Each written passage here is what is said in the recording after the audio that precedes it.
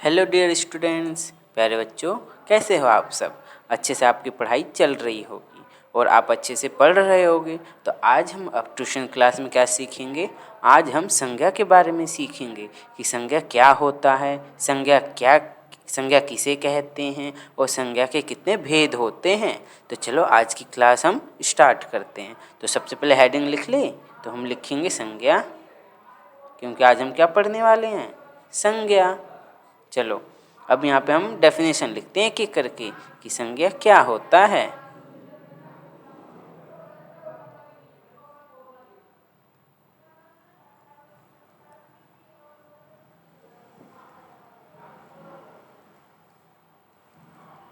ठीक है, तो बताओ संज्ञा किसे कहते हैं। तो संज्ञा किसी व्यक्ति, वस्तु, किसी व्यक्ति, वस्तु, स्थान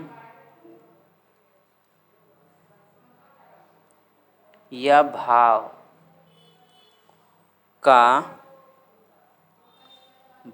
आदि के नाम का बोध कराने वाले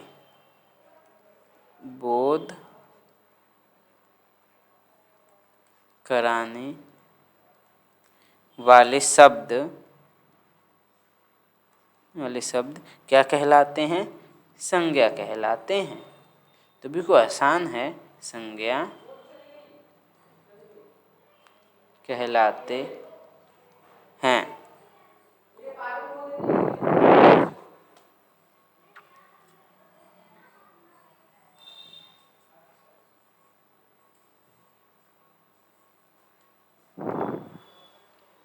ठीक है, तो संज्ञा किसे कहते हैं। संज्ञा किसी व्यक्ति, वस्तु, स्थान या भाव आदि के नाम का बोध कराने वाले शब्द को संज्ञा कहते हैं। ठीक है, तो इसके कितने भेद होते हैं, तो एक एक करके हम इनके क्या करते हैं, भेद भी लिख लेते हैं। ठीक है, चलो लिखो। तो संज्ञा के कितने भेद होते हैं। संज्ञा के 3 भेद होते हैं। तो संज्ञा के कितने भेद होते हैं, संज्ञा के 3 भेद होते हैं। कौन कौन से, तो लिखते हैं हम यहाँ पर।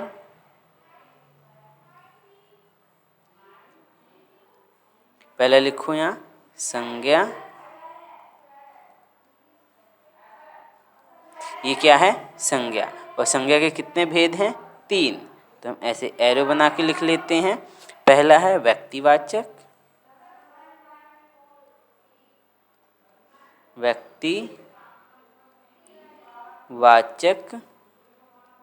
संज्ञा। ठीक है, दूसरा क्या है, जातिवाचक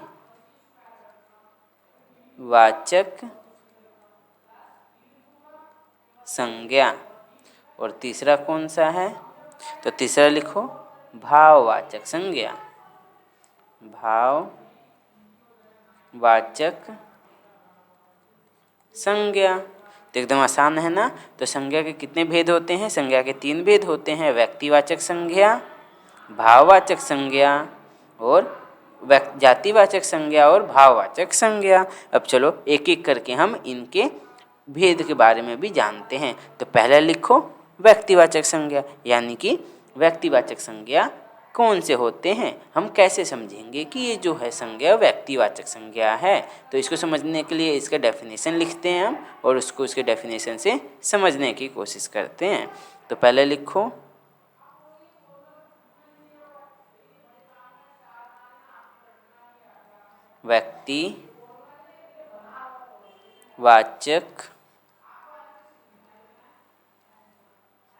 व्यक्तिवाचक संज्ञा।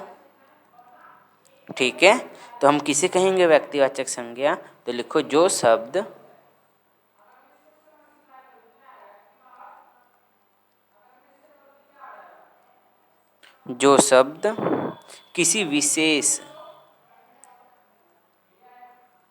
किसी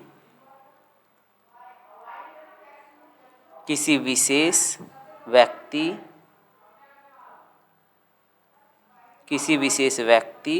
वस्तु या स्थान की जानकारी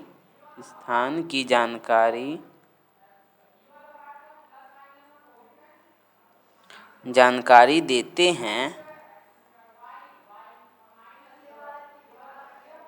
हैं, उन्हें हम क्या कहते हैं?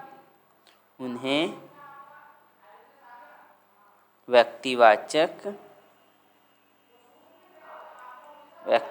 संज्ञा कहते हैं।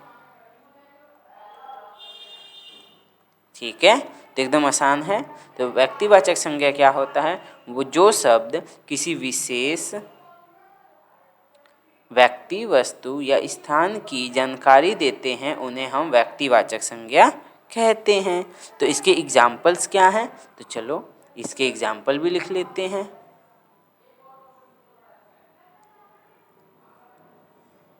यानी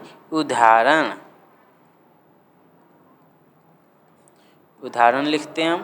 तो लिखो, जैसे हमने कहा यमुना, हमने कहा जापान,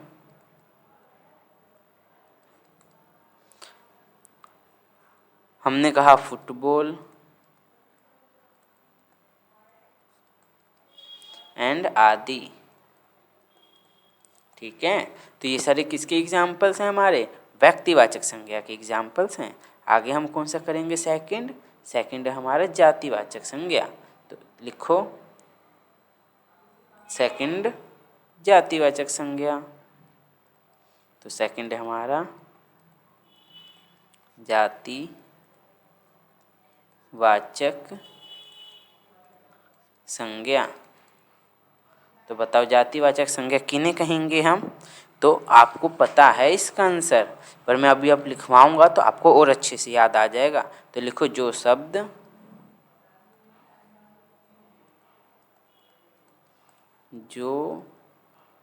शब्द किसी व्यक्ति,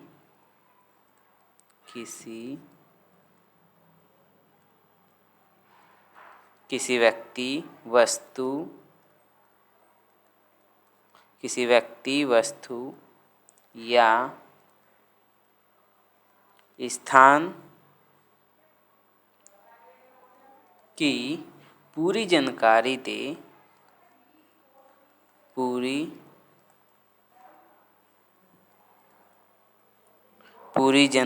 देते हैं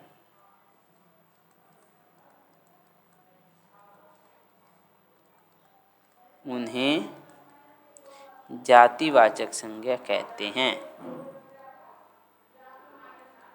जातिवाचक संज्ञा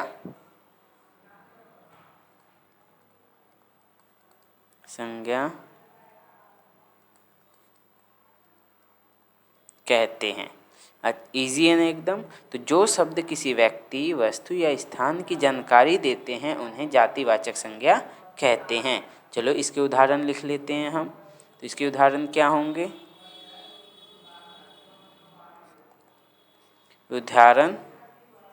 तो जातिवाचक के उदाहरण जैसे कि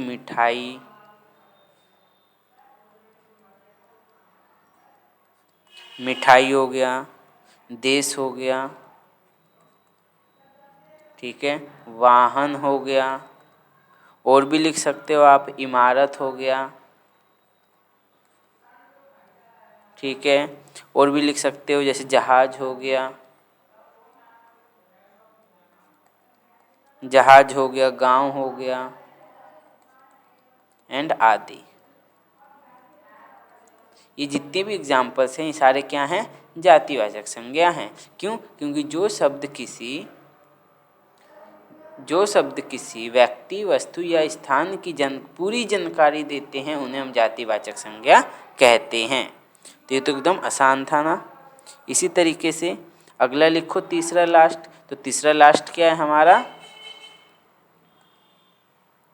तीसरा हमारा क्या था? भाववाचक संज्ञा। तो लिखते हैं हम थर्ड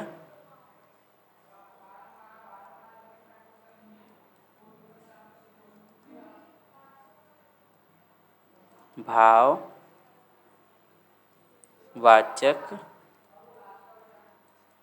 संज्ञा। भाववाचक संज्ञा, तो बताओ भाववाचक संज्ञा किसे कहेंगे? तो जो शब्द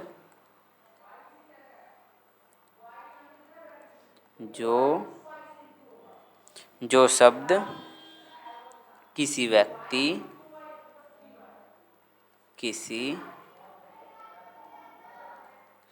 व्यक्ति वस्तु या स्थान के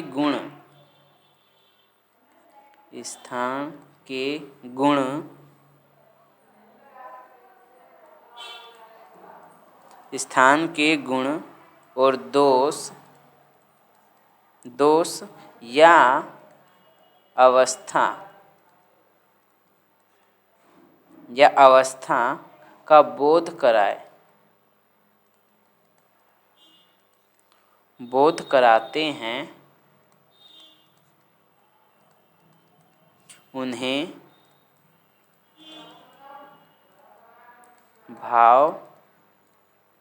भाववाचक संज्ञा कहते हैं। ठीक है, इसके उदाहरण क्या होंगे? इनके उदाहरण लिख लेते हैं ताकि आप याद करके समझ सको। तो इसके उदाहरण में हम लिख सकते हैं, जैसे भाव आए तो भाव कैसे आ सकता है? जैसे किसी को चोट लगती है तो हमें महसूस हो जाए कि उसे चोट लगी है, जैसे हमें महसूस हो जाए कि उसे चोट लगी है, तो ऐसे जो होता है उसे हम बोलते हैं भाववाचक। जैसे भाव आना, जैसे कि दया, सुख, दुख, बचपन, ये जो क्षमा, ये सब जो भाव आते हैं ना हमारे मन में, जो हम प्रकट करते हैं, उन्हें क्या कहते हैं? भाववाचक संज्ञा कहते हैं। तो उदाहरण लिख लेते हैं हम। जैसे हमने कह दिया सुख मिल जाना यानी खुशी, सुख, दुख, और क्या लिख सकते हो? दया, और क्षमा भी, क्षमा और वीरता और आदि। ठीक है, तो ये सारे किसके उदाहरण से? हमारे भाववाचक संज्ञा के उदाहरण हैं। तो एकदम आसानी से हमने आज संज्ञा को पूरे अच्छी तरीके से पढ़ के ख़त्म किया है। बिल्कुल धीरे धीरे आपको मैंने करवाया है, बिल्कुल जल्दबाजी नहीं की है। आप अब बिना जल्दबाजी को इसको अच्छे से याद कीजिए, इसका उदाहरण सहित इसका डेफिनेशन आपको याद करना है। ठीक है, तो आज का होमवर्क क्या है? इसी को आपको रिवाइज करना है। ठीक है, आज ट्यूशन की छुट्टी हो गई है, अभी जाइए आराम से बैठकर याद कीजिए। अब हम कल मिलेंगे कल के ट्यूशन की क्लास में, जिसमें हम और भी अच्छी अच्छी नई नई चीज़ें सीखेंगे। तब तक बाय बाय प्यारे बच्चों।